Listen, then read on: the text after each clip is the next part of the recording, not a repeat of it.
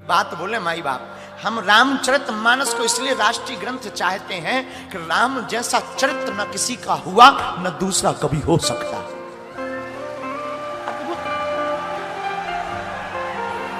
रामचरितमानस गूढ़ है माई बाप।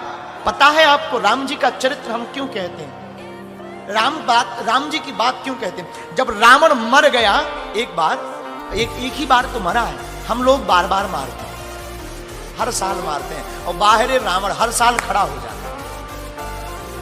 तो रावण जब मर गया तो राम जी रणभूमि में शिला पर बैठे हुए थे, तो मंदोदरी रात को पीछे की तरफ से आई।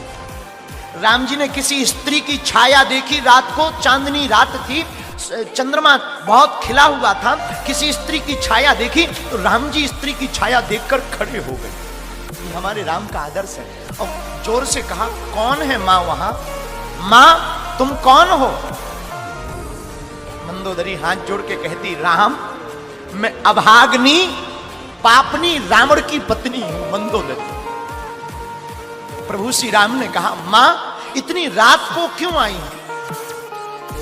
मंदोदरी बोली, राम मैं तुम्हें देखने आई। क्या देखने आई? राम ने पूछा, मां तुम मुझे क्या देखने आई?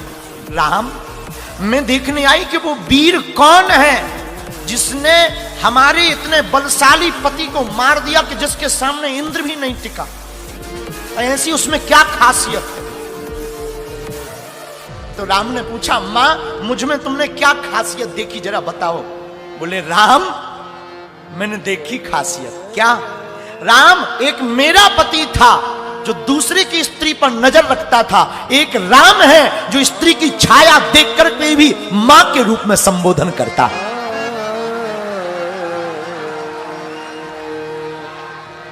और ऐसा आदर्शवान राम ही मेरे पति का वध कर सकता है। माई बाप, राम जी जैसा चरित्र, राम जी जैसे कृपालु, राम जी जैसे दयालु भूतो न भविष्यति। इसलिए राम के चित्र को मंदिरों में मत रखिए, भारत के लोगों राम के चरित्र को अपने दिलों में रखिए। आप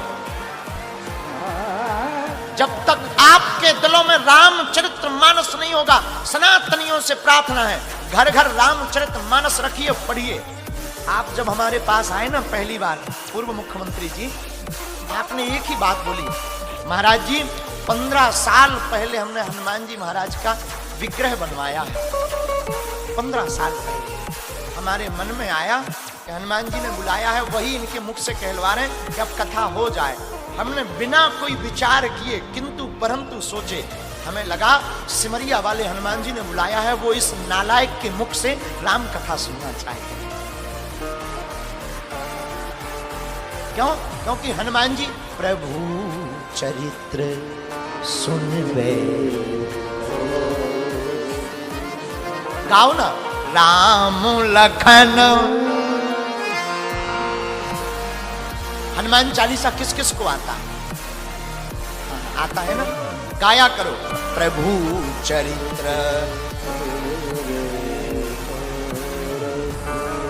हनुमान जी को और कुछ प्रिय नहीं है, हनुमान जी को प्रसन्न करना है, कथा सुनाओ, हनुमान जी खुश हो जाएंगे। आज जब हम दर्शन कर रहे थे ना, भारी बड़े हनुमान जी, उनकी आंखें ऐसी लग रही थी हमें सिमरिया वाले हनुमान जी की, आज जैसे वो कह रहे हो कि हम गदगद हैं।